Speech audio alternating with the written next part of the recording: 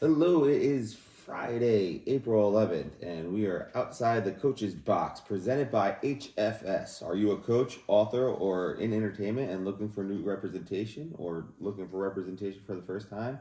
Contact HFS. It's simply the best. By the way, welcome. As always, your brains of the operation, Nick, is in the building, and we have Big D, who's also here. Good morning. Yeah, let's get to it today. As you guys can tell, we have a new promo read, changing things up a little bit, and then from there we are moving on and up in the world. So let's get to the crux of our podcasting, and that is none other than talking about sports. Let's start off by talking about the kind of remnants of the basketball world. Obviously, a lot of things are going on. Women are getting ready for the WNBA draft, which we've already talked about. I think the biggest thing that we're seeing now in the men's game, right, is there's this a lot of transfer portal talk. You know, people in and out, and of course, what's to come of Duke heading into the new year. They are basically being there's two schools of thought. They're being stripped apart basically and having to restart it all over again, or there's this rumor out there that guys may actually stay, including none other than Cooper Flag. What do you think? What's your prediction on Duke's stars? From we'll just focus on their starting five really. Malawash, Cooper Flag, Con Knipple,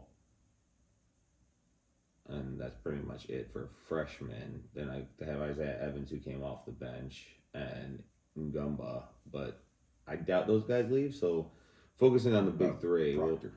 Proctor is a junior this year, so I mean I want him to stay. I think he needs to stay, especially after what happened in the Final Four, missing that free throw. Yeah. But missing free throws really, but he to me I don't think is more likely to, you know what I mean? Like I don't consider him like a threat to leave. Right. But I mean I guess he could, but I also I mean I don't know. I feel like his draft stock isn't that high, so it's not like he's going to the draft. If anything, he leaves for the transfer portal. I don't see him transferring out. To me, he's very much Jeremy Roach. The only reason Jeremy Roach transferred out is because he spent 4 years at Duke and was a true graduate student at Baylor. So yeah. Sticking with the big three, what do you think? You think they stay? You think they go? Do you think they should stay? Do you think they should go? I would have to go more from what I think they should or should not do. Well, you can, you have to give a prediction. Believe it or not, this is a sports podcast where we I'm actually trying talk to about get things through like a it. prediction. So, like, if you could also give what you think, that'd be great too. That's what I'm saying. I am going to give what I think they should do. Doesn't guarantee that's what they're going to do. So I think Cooper Flag. I think the whole group would benefit from staying. Yeah. And enjoying the team aspect of what they got very close to doing and using it as a mission for what they could do next year, in addition with the Boozer brothers coming in. Cooper Flag, phenomenal talent, very young, and I think sometimes that immaturity shows not so much in his personality, but like in footwork or he's a bingo player. Yeah, he's a very good bingo player. So says Mamie. But there'll be times where he's almost like you can see a puppy where the feet kind of fall out from underneath them and those kind of things. And the advent of NIL money makes that prospect of staying a lot more realistic than before, because before it was let's go get the money, what if I get hurt, that kind of stuff.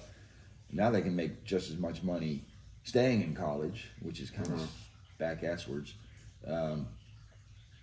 And continue their college career to a point where he gains that physicality, that maturity, lets his body round out a little bit more before he goes into the pros. I think the same would be true for Con Knipple and Malawash. I mean, we've talked about it before. Like he's very tenacious and active around the baby soft at the rim. Yeah, at the rim and on the offensive side of the glass, he's always just trying to slap it out instead of grabbing it and controlling it and powering back up or those kind of things. So I do think there's aspects of his game that could benefit from extra time at the collegiate level.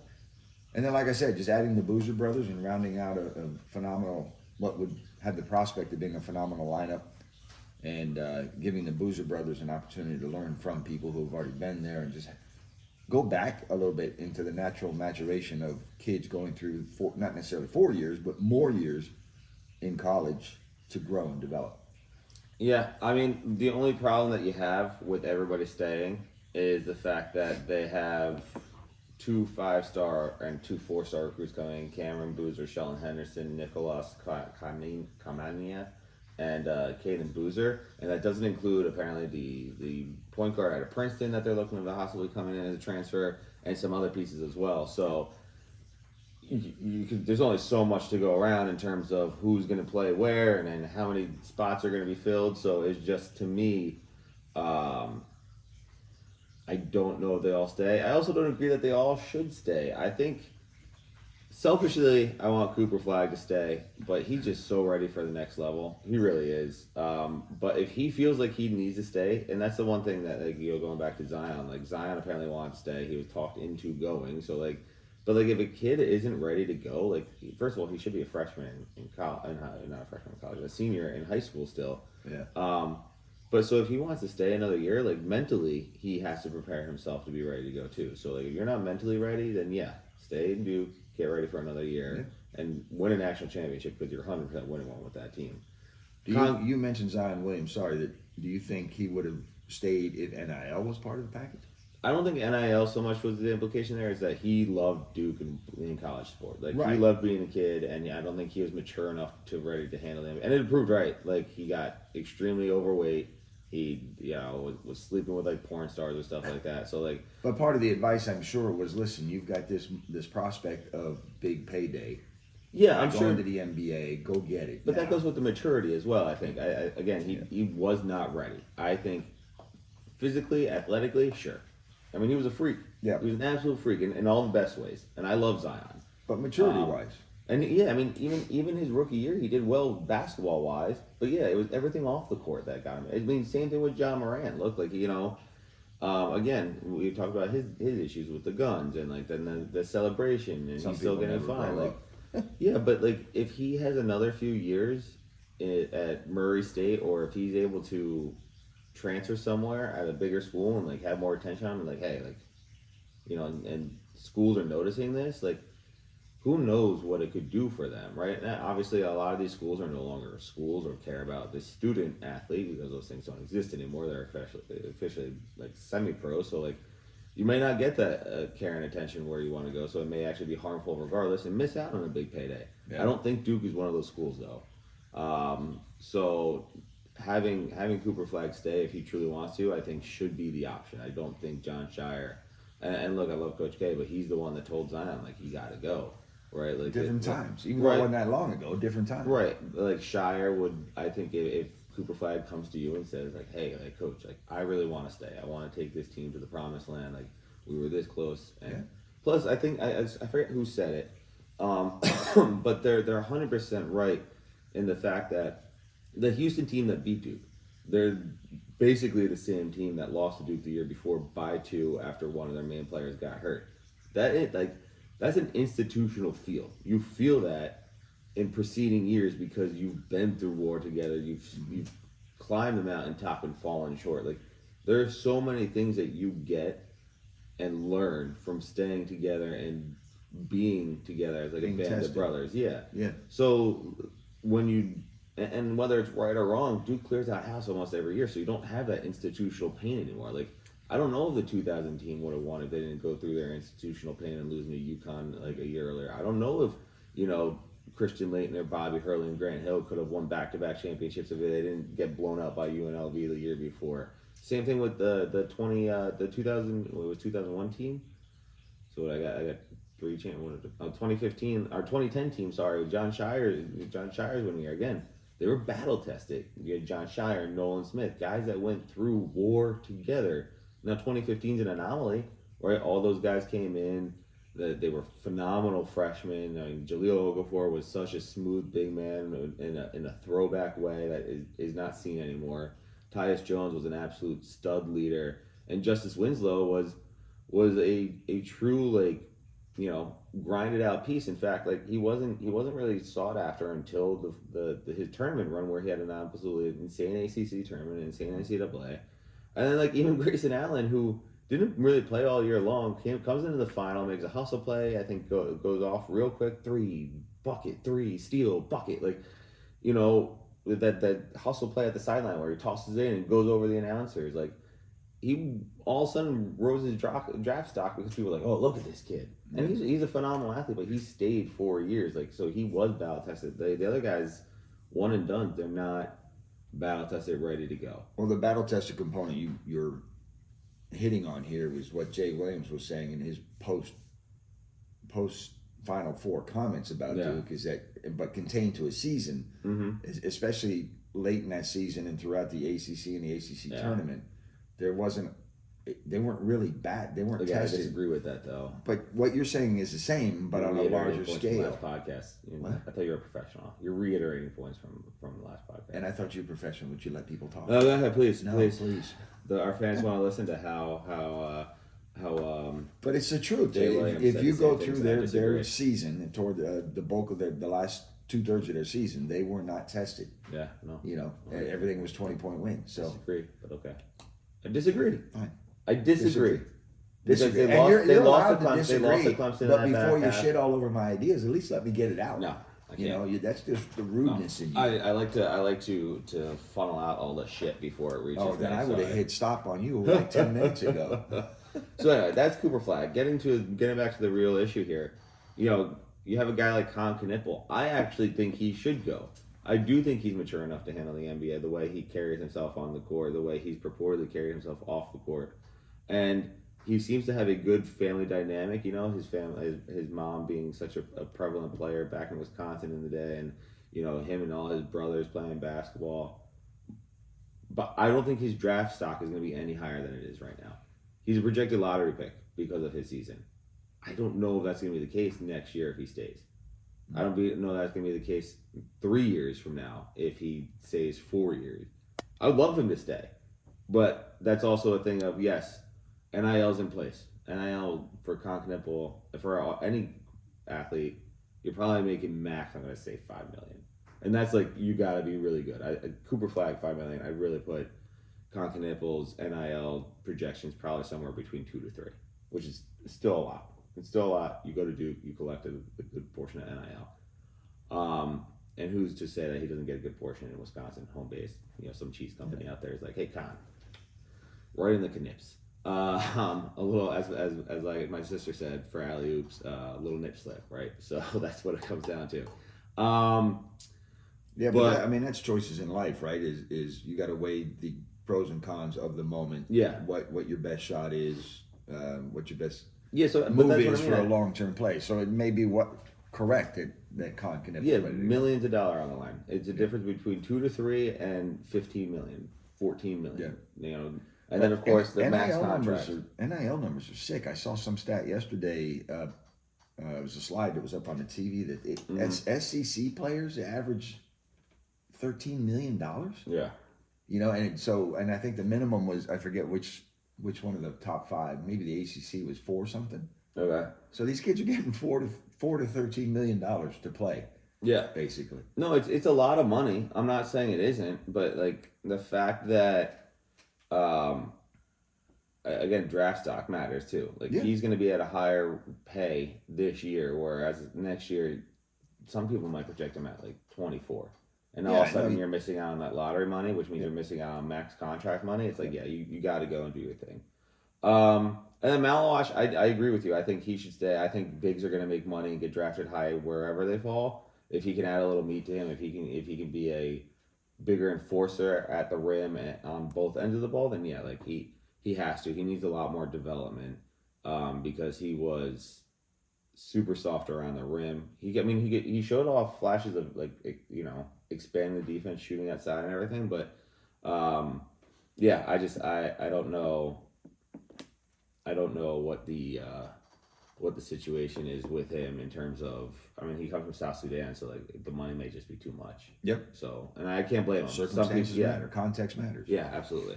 That's all I have on Duke, real quick. Do you got anything? No, Ultimately, what final prediction? Actually, ultimately, that's what we think. Where do you think it goes? I think they all leave. Yes, well, unfortunately, I do. Yeah. It's too big a draw. Not just the money, but the limelight, the move up, the opportunity. You know, especially for a Cooper Flag to be a generational type player coming basically right out of high school. Yeah, Even though he did play at Duke for a year, but he played 36 games at Duke or 37. Like that's a lot. It's not like he's Kyrie. Kyrie Irving basically came right out of high school. He's still 17 or just turned 18. He just turned 18. Yeah. You know, that's young. So I Yeah, mean, but to be I that, agree. it basically becomes if he goes on to have the success that he showed in college at the pro level, he becomes like the next LeBron James or Kobe Bryant or that kind of stud that just popped up at a young age. You know. Yeah. No, I mean it's fair.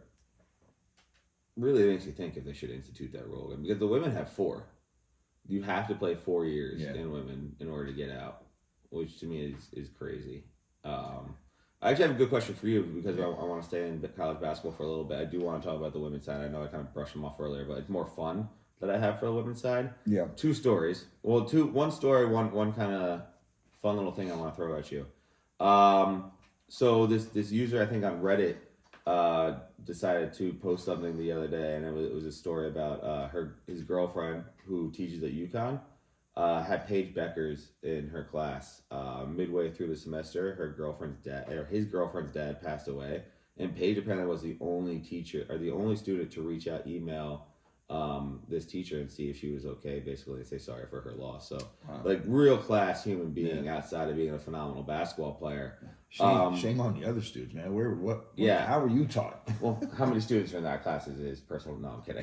Like personal tutor for Paige because she's out and about doing. Well, if it's a class, there's at least 15. Let's call it maybe 100. I'm messing with you. And then like the other thing I want to talk to you about is Paige Beckers is the last of the 2020 class. We debated this on you like that a little bit. Mm-hmm. This class included Angel Reese, Caitlin Clark, Pow, Cardosa. Obviously, Paige. There's a lot of stud players that came from the incoming freshman class of 2020 or the senior class of 2020 from high school into college basketball. Most of them are out now. Is it fair to say the person who had the most success out of that group is Paige Beckers? Because they won a national championship. I mean, what would you say to it? You could argue it, yes. Okay. So I guess that makes it fair to say because Cameron Brink was another one. Sorry. The ultimate is to win the national championship. Okay. So you could say yes, she had. So would you say not winning a national championship out of that group would be awfully disappointing? No, because I think there's other things to measure success in anything. I didn't say that it's not successful; just awfully disappointing. No. It kind of feels like I know where you're I feel trying like to backtracking because Cameron Brink, national champion; Angel Reese, national championship; Cardosa, national championship; Pow national championship; Paige Beckers, national championship; Caitlin Clark changed the projection of the WNBA. I mean, that's going to be a big. Oh no, yeah, absolutely. Yeah, we should give her that's props for making money. Yeah, no. Yeah, not just making money. Yeah, okay. Caitlin Clark. You're funny. No. What? You're a funny guy. What? Caitlin Clark did more with Iowa than any of those teams. I beg to differ that Paige Beckers is a better player than Caitlin Clark is. You can feel that way. Caitlin Clark is to me what Steph Curry is to the NBA. Better shooter and changed the game. Steph Curry is one of the best players in the NBA. He's and historically it will show up. But Paige Beckers did a lot more. So if you're gonna rank like top fives all time, like I don't think Steph Curry's gonna be there. Top 5? Top 5s all time. Yeah. No, maybe not. That's a real small sample. So I think. But if you were to say top 25, he's in it. That's a huge jump. What about top 10? I still want to put him there.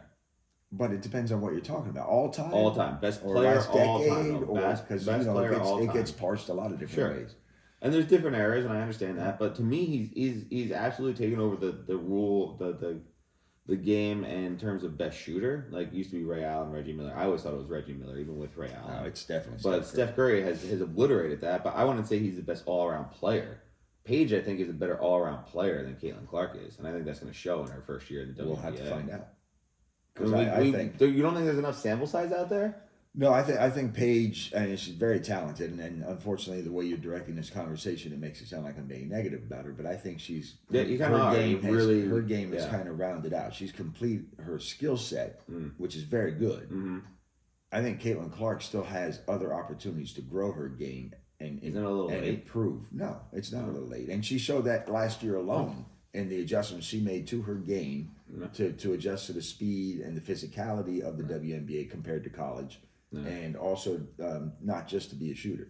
I can't really believe that you're talking down about Paige after telling that nice story. I already printed that nice way. story about a teacher. Actually, if you had done this correctly and done the Doghouse Penthouse, because I am prepared. Well, to do we're that. literally about to get it right now after college basketball. Okay. We see. I told you a while back we're gonna mix it up. It's not gonna be standard format. Doghouse Penthouse and our segment. Blah, blah, blah. No, we gotta like mix it up. So Doghouse Penthouse. You want to go first? No, actually I do. I have one more thing from college basketball before we get to Doghouse Penthouse, and I think it's hilarious. Okay. So Jeff Goodman tweeted out a picture of Emmanuel Sharp after the game being consoled by Walter Clayton Jr. And some person on Twitter out there in the world said, it'd be like, why are we always assuming that players or coaches are consoling after like a heart-wrenching loss? Who's to say Clayton didn't walk up at her, whisper, choked worse than your mom last night? Get fucked. Wow. So like, I want to say, I kind of want to, it's hilarious, right? Like, can you imagine like someone crying at the end and you're like, you see someone come over, like pat him on the back and it looks all wholesome. And like, well, it's just like, you suck, bro. Like, you know, obviously not as close as that, but like, or as derogatory as that, but I think it would be funnier. There'd be more likely of a fight, but it would be so funny after a loss. Like somebody just comes over and says, yeah, drop the nuts on you. Suck it.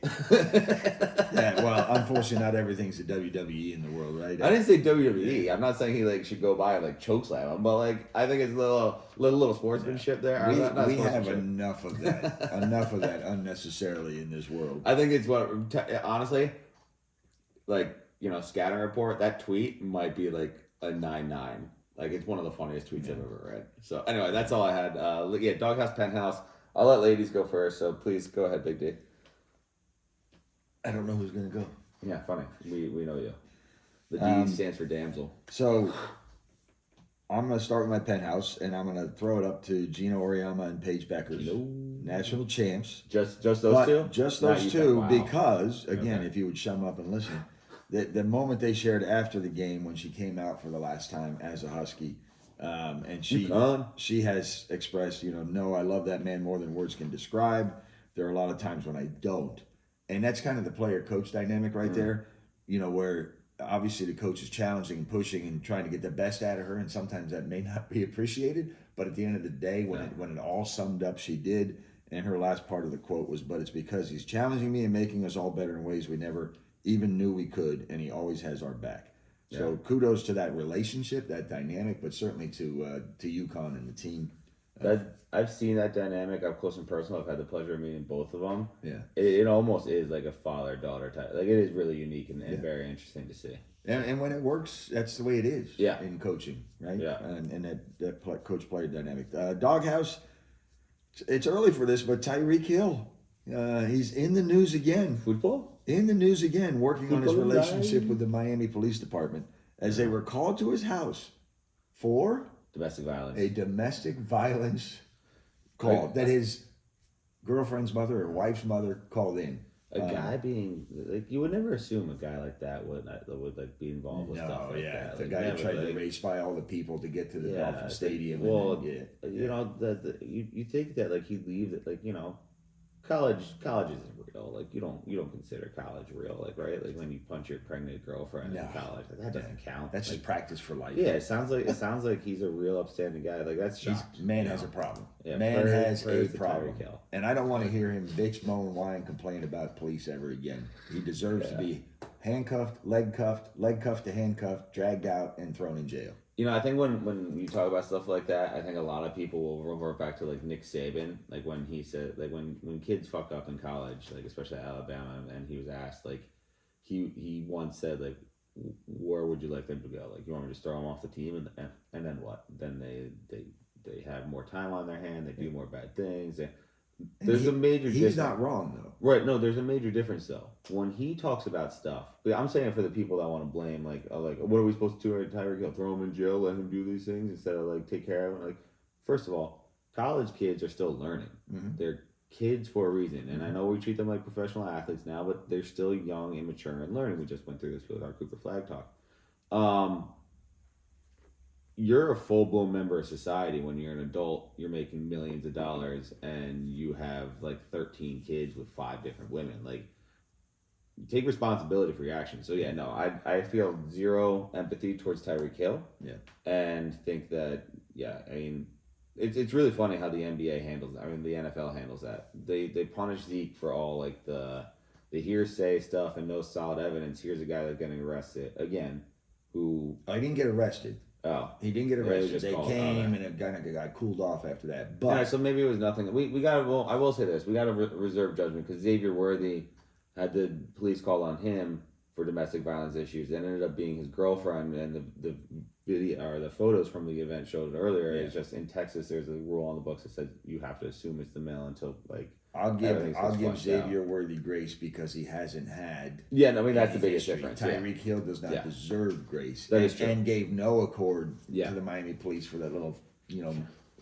kerfuffle, as you like to say, Kerfuffle, at yeah. the stadium, where he absolutely his behavior is horrible. He needs a lesson in humility, and maybe Cam Hayward or somebody like that can drop a bomb on If him. you were Kansas City and Miami offered you a trade back for him for like pennies on the dollar, would you pull that trigger? No. No, Yeah. I mean, characters like that ultimately are a cancer to the team dynamic. Yeah. Yeah, I think there's a reason why they got rid Antonio of him. Brown, Yeah. another one. People like Dude, Antonio Brown's hilarious on Twitter. he's fine. You listen, I'm not, but as a teammate, as Yeah, a yeah, player, yeah. as the it's all No, he about literally took his shirt off and started doing jumping jacks on his way out of Jet Stadium. and the all about me stuff. I mean, Yeah. get over yourself. All right, fair enough. My doghouse penthouse. I feel like I got a lot. I kind of blew my penthouse on page. But I'm gonna put my penthouse for Luka Doncic first. First of all, he not only did he score 45 the other night against the Mavericks in his home return or his return to the Dallas since being traded to the Lakers. He was given a very nice video package, all that fun stuff. But he absolutely dunked on the Mavericks organization twice. Not only did he, like I said, he did all that, but apparently the Mavericks tried to line up sponsorship deals with Luka's brand partners ahead of his return to Dallas. Luka said absolutely not. He denied every single thing that the Mavs tried to do. Yeah. And I gotta say, I respect that. And that's why I got my penthouse an absolute G by doing that. No, you can't treat me the way you did and spread all these rumors about I'm overweight, I drink too much, I don't have dedication. They bashed him on his way out the door, and they're like, "We're gonna do something nice to you. Let's just strike a deal with your brand partner so we can get money in here too." And he's like, "No." That's called phony, Yeah. It would really piss me off if that happened. duplicitous behavior, Yeah. phoniness. And then I got a kind of combo thing for my doghouse. One's sports related, one's not. So my sports doghouse is gonna be the Denver Nuggets. I don't know if you saw this, but 2 years after winning a championship with head coach Mike Malone, he is fired. They fired him. They fired the GM, and apparently not for basketball reasons. They're fourth in the West. They're going into the playoffs, so there's a good chance that they compete for another championship. Right. Well, there seems to be a lot of chaos. So apparently Mike Malone and the GM didn't get along together. They didn't talk to one another. It was a lot of childish bickering apparently when they were in the same room. So it really makes you think kind of how that went down. But yeah, Mike Malone hired in 2015, won a championship in 2023, fired a month before playoffs started in the NBA. Yeah. Absolute wild doghouse. So there's more to that story to unfold Yeah, yet. I mean, I guess the Nuggets are in my doghouse. Not really Mike Malone, but the Nuggets are in my doghouse for that. That Again, is- you got no context, right? They may have done it for good reason. You can, to fire your head coach and your GM. I feel like one's got to go, one's got to stay. But if they're I feel like both it's kind of a bitch organizationally move to fire destructive, both. Yeah, but to fire both, it's kind of that's kind of soft in my opinion. what's the context? I don't know. I'd have to know more about the story.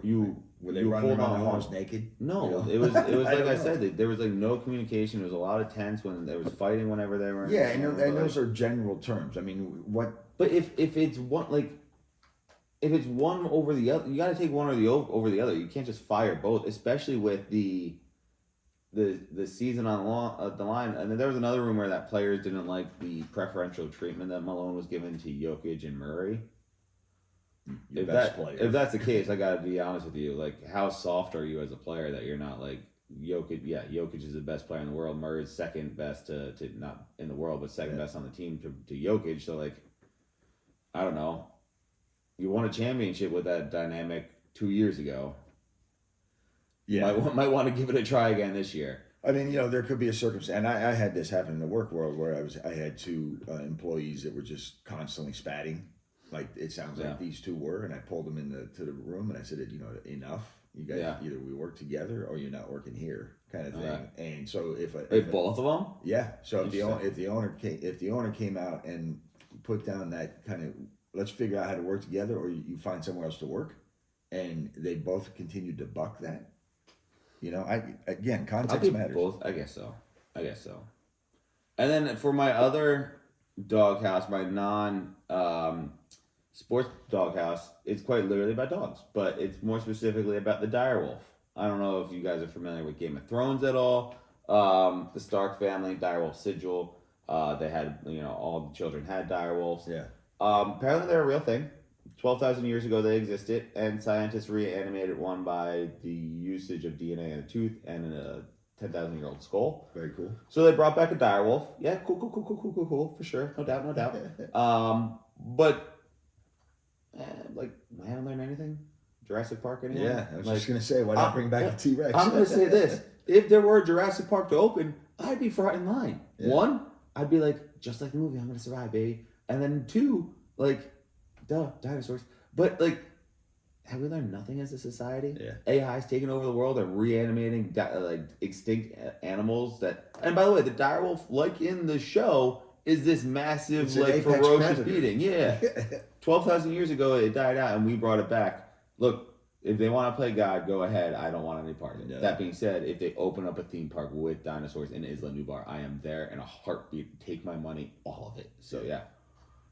Yeah, playing God's not a good exercise. It is far above my pay grade, and I'm sure anybody else's. So leave that where it belongs. Yeah, not a doghouse, penthouse, but I got a question for you. Fun question, a little non-sports fun question in a slow period before we get to a little fun thing that I have for you, and then our take on the Masters. Do you believe in the third time's a charm method? You at least know about it, right? Third time's a charm. Yeah. You fail absolutely. once. You know about it. Yeah. Do you kind of believe in it? Third time's a charm. It's a real thinker. This is do I believe in it? I believe in the concept of practice helps you get better. Yeah. So in essence, that's third time's a charm, right? In a way. So you think failing twice, you'll learn more from it, and you should. Most likely. Yeah, I think you should. Okay. Yeah. You ready for the thinker? Thinker. Germany lost twice.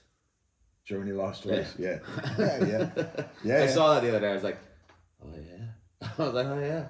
I don't think there'll be a third time for that. No, I mean the only they join us, and that's how that's done. That's how I see them winning. It's like, hey, congratulations!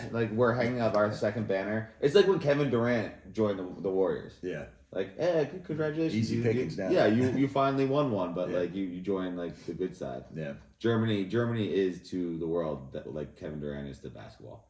That's really what it is. Menace to society, but I don't know how Dirk Nowitzki feels about that. Well, he doesn't live there. He lives in Texas. All right, last fun thing. Yeah. Obviously, it's Masters weekend.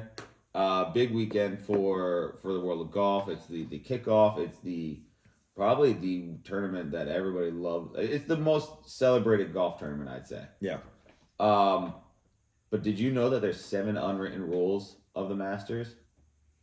I did not know of that, but I'm not surprised by it. All right, so are you ready for them? I'm ready. Or do you want to guess any that are out there? Well, I think we kind of talked about one yesterday. Well, hold on, don't say it if you think. But all right, you think you know one? Yeah. You think okay?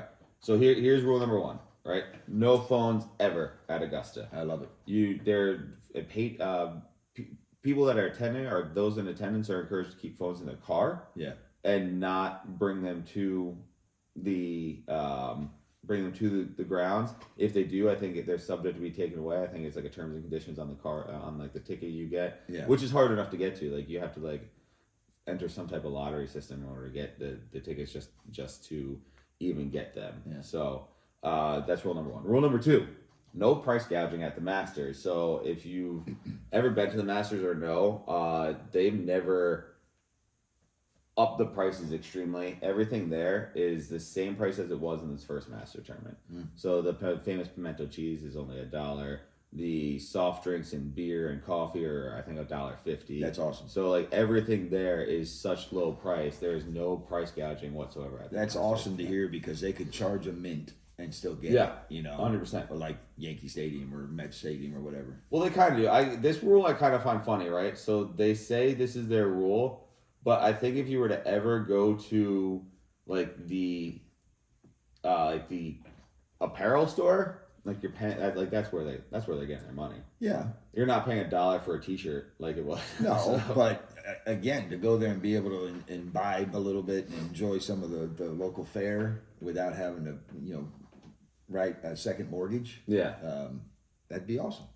yeah, fair enough. Rule number 3: running is not allowed at the Masters unless you are a player. Okay.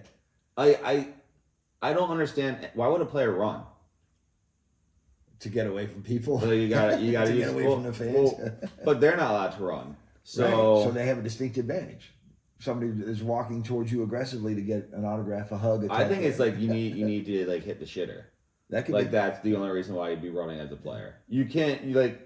I've never seen a player run at the Masters or like anywhere like a professional PGA golfer Well, run. I could see it down in Florida somewhere where there's a croc or an alligator.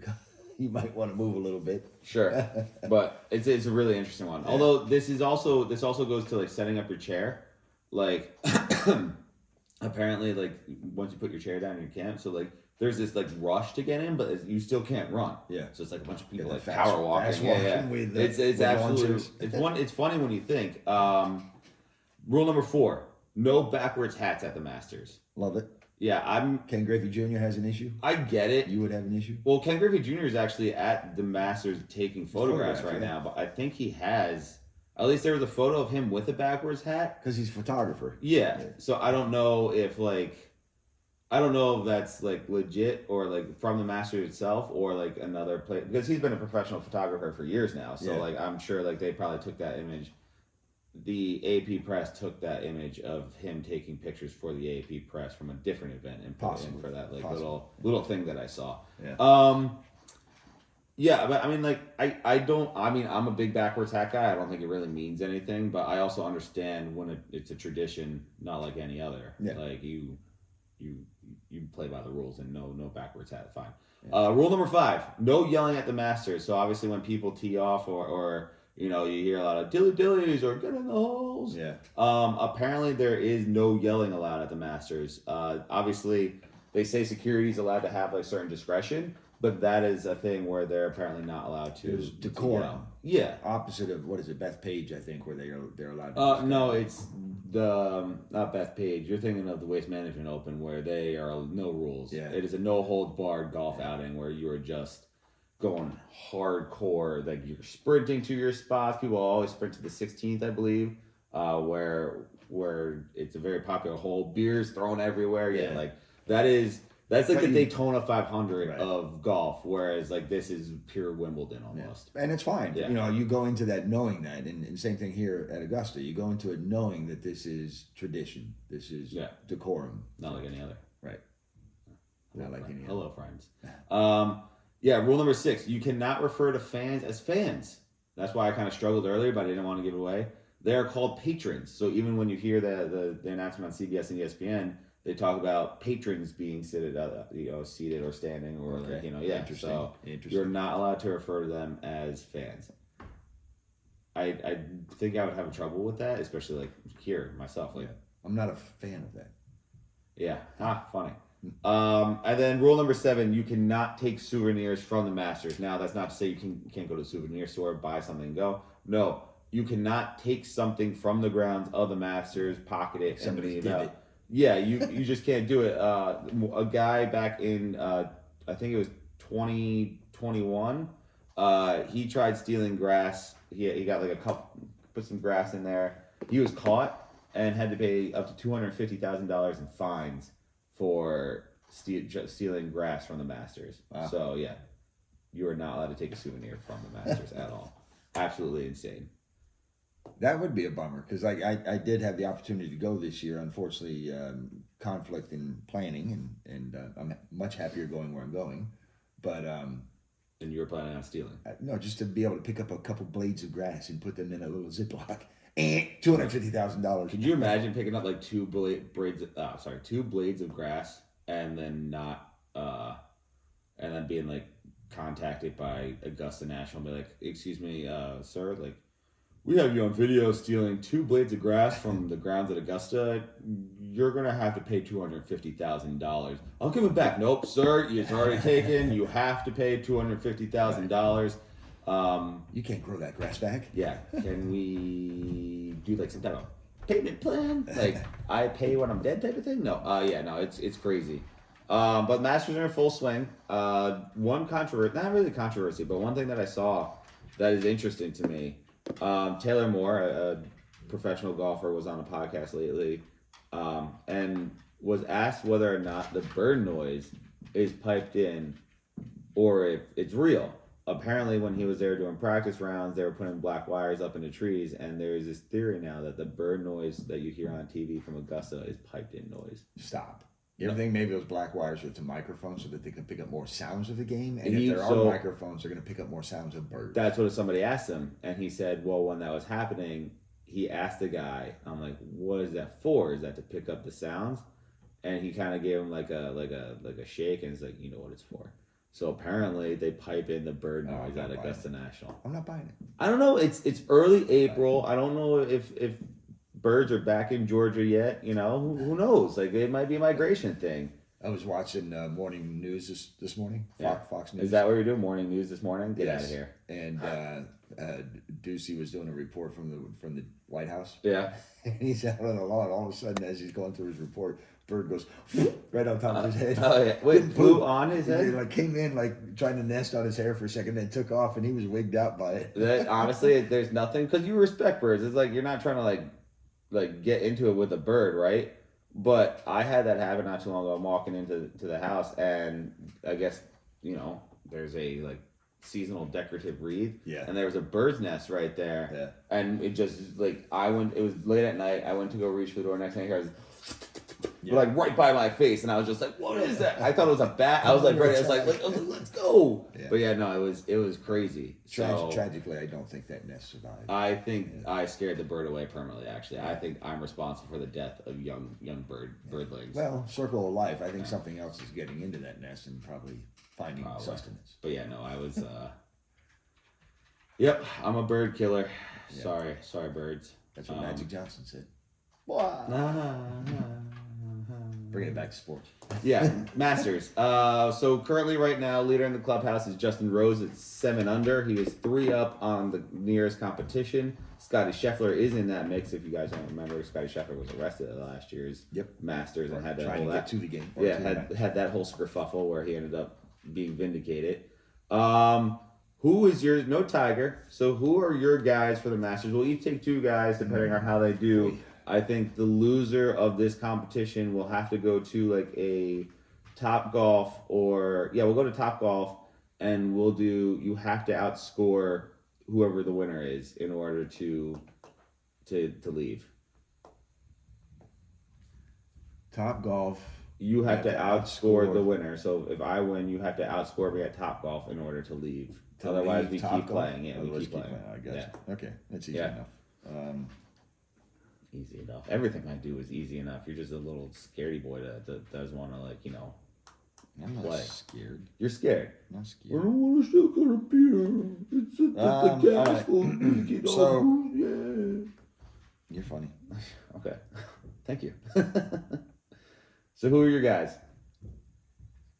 Actually, no. We gotta do this because it's kind of like a draft. So we gotta do this. We'll see. We'll just do straight up. So if you win this, you get to you get to take your 2. Yep. And then after you're done, I'll take my 2. Okay. I should say loser this has to take Rory for at least one of them. I never take Rory. And I don't either. I don't either, but that's a Take real his punishment. daughter for putting. That was such a cute story. Yeah, Shit, you yeah, crushed let's me. go. Hang on a Let's second. go. You crushed me. I have a 3. Let's go. Right? Bingo! Take your two. I'm gonna take Scotty because why not? I'm gonna take Scotty, and I'm gonna take the human protractor, right? The thing that you do. DeChambeau? angles. Yeah, Bryson DeChambeau. I'm gonna take him and Scotty Scheffler. They're both at the top right now. Obviously, as we're recording this, Scotty is 3 off the lead. DeChambeau is 4. Yeah. But I like both those guys. I think they're gonna do a phenomenal job. I think they're both live guys now too, by the way. So you did cherry pick one of mine. I had DeChambeau lined up as Let's well. go. But I'm gonna have a little movement later in the tournament guy, Bubba Watson.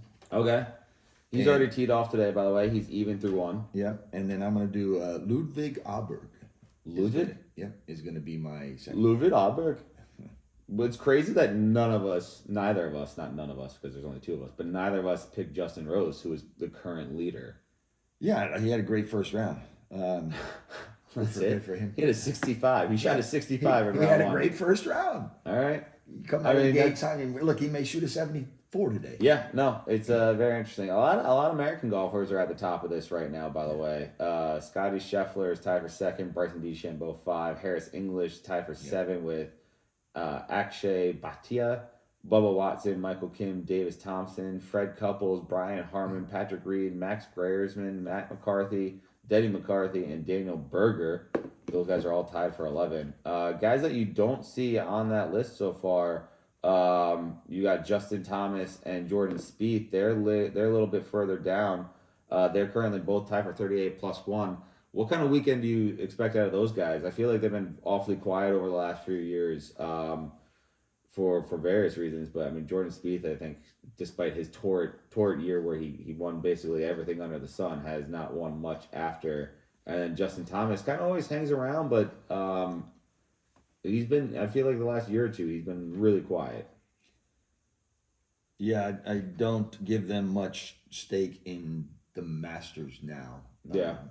They may get, doesn't seem, again, first round, so it's hard to tell, but the way that what I've seen of them playing or reported on their playing, yeah. I don't think they're good for this Masters. Freddie Couples is in a good position too. He is. I said him. He's tied for 11 right now. Yeah, but Ludwig Aberg, he's going to win. Probably the story of the tournament, as always. So, like, obviously no Tiger. So a lot of people got to focus on what's the story. What's the guy? Phil. No, not Phil. Rory. Rory has still yet to win the Masters. In fact, his first ever Masters, he had the lead and like notoriously choked it away. Yeah. He's even right now after 1. He had a really up and down day 1. He hit a double bogey on some short putts, I think on 12. Or it was 12 or 13, I forget which one. But he did not look as crisp. Is the moment too big for Rory? Is the Masters to Rory what the U.S. Open is to Phil? Like, is there no winning this at this point for Rory McIlroy? Golf's a funny game. I mean, it comes down to matchups, and the matchups the course. So the course may not play well for Rory. I don't know that it's a matter of choking per se. Although the Shark used to have that problem. Yeah, Norman. He was notorious Greg for that. Norman. Yeah, but no, I think he's got a story yet to be written on the Masters. May not be this year, but I can see him picking one. Thank you, Natasha Benfield. Appreciate it. Yeah, his story's still written. Yeah. You want me to sing that for you? No, I think he's done. I'm not done with golf. I don't ever see him winning the Masters. I think it's such a mental block for him. And I mean, he finished I think tied for 2nd last year, or he's been up there. He's constantly up there. But I think when push comes to shove, that moment's just too big for him now. I think he makes too much of it. The choking, like, there's so much you have to rewrite in that instance that I don't think he'll ever put the green jacket on, which is sad. I mean, I'm not a big Rory guy to begin with. I wasn't when he first came in. I didn't hate him like, Phil, but like I was like, there was other guys. I mean, obviously Tiger was still around, and I was a big Tiger guy. I'm going to give him one in the next 3 years. You're going to give him a Masters? Yeah. One Master next 3, which would, I think, complete the career Grand Slam for him. So I'm going to give him one. I'm going to say no green jacket for Rory through his career. Well, we'll put a fun, if you're going to do that going forward, obviously not this year, which would be really funny if he won this year now. But going forward, we'll put a Rory bet out there. All right? Yeah? Yeah, sure. We're going to shit in front of camera? Sure. All right. You picked it up. We shook on a Patrons. non-existent bet, but yeah. Patrons, you picked it up. Well, no, the bet is No, they're fans. the promise is it's Masters Weekend, so everyone's Okay. patrons. You're a patron. I'm a patron. Patron? No, Okay. not a patron. But I'm no, not a fan of that. the handshake was a promise to make future bets. Yeah, that's not Yeah. a problem. So it's not a bet. But I it's still a- have to shape the bet. It's not like you're going to say, if he No, doesn't win, we'll I change get it $1 up. million. We'll change it up every year. Okay. We'll change it up every year. All right. All right. Let's spin the wheel and get out of here. So it's wheel time. Wheel. There you go. It's nice to see you participating. It was a real dark moment there for a little bit. I also know who your 44 is going to be, by the way. Oh, sugar. Which one is it? I do not know who 38 is going to be. 38? I feel like that's a good baseball number. I'm going to throw one out here in the dark. It's quasi-dark, and it's my own mental darkness. Mm-hmm. I think Robert Newhouse, who was the fullback for Tony Dorsett, I think he was 38. I'm going to throw that out there. Robert Newhouse? Newhouse. Football player. No. No? Okay. No, sorry. I failed there. Access denied. Let me think again. 38. That could be a lot of different things.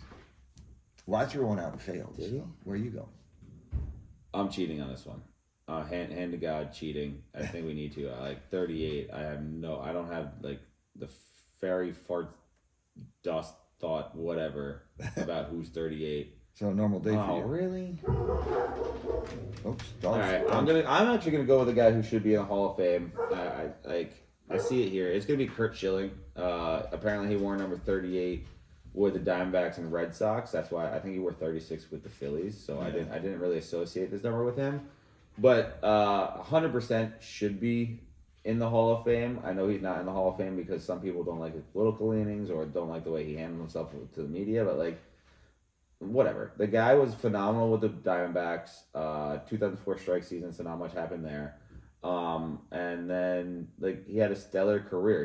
He was probably one of the most feared pitchers for a short amount of time, and 100% Hall of Fame worthy. So I'm surprised he's not there. But like, yeah, Kurt Schilling to me, will be the guy. Okay. There's a hockey guy for an honorable mention. I can't find the ranker for this. Yeah, I can't either. Listen, I don't think you're gonna. If there's not that many people on there, I don't think you're gonna find anybody. You gotta throw out a name, man. Pablo, whatever his name was. Pablo, the that's hockey it. guy. Yeah, you got it. Pablo Heinrich or something like Yeah. that. All right, fair enough. Yeah. No, but I agree with everything you said. Schilling was an Did wear 38 with the Phillies. amazing Interesting. pitcher. Yeah, and the bloody sock and the whole 9 yards. That was fake. The bloody sock was fake. That's wasn't why I didn't want to fake. pick him. The It bloody wasn't sock. fake. The It bloody was- sock was fake. It wasn't fake. It was fake. built into more than it was. It was by- a fake bloody sock. No, it wasn't. There was like food dye. It was fake. There's no way that was real. stop. It was a fake bloody sock. It was not. It was fake. Okay, It was fake. go Kurt. Um, Regardless of your political leanings, go Kurt. Because he's phenomenal. I don't care. I agree with that. I do. I 100% agree with that statement. I think people blow way too much out of proportion with him, and that's unfortunate that he gets held out of Hall of Fame because he speaks his opinion. Because that's what political leanings are. It's opinions. Yep. So, all right. That's it for today. Patrons, go enjoy the Masters. We'll be back Monday. Love you. See ya. Oh, wait, don't forget to like, subscribe, follow across all platforms. Have a great weekend.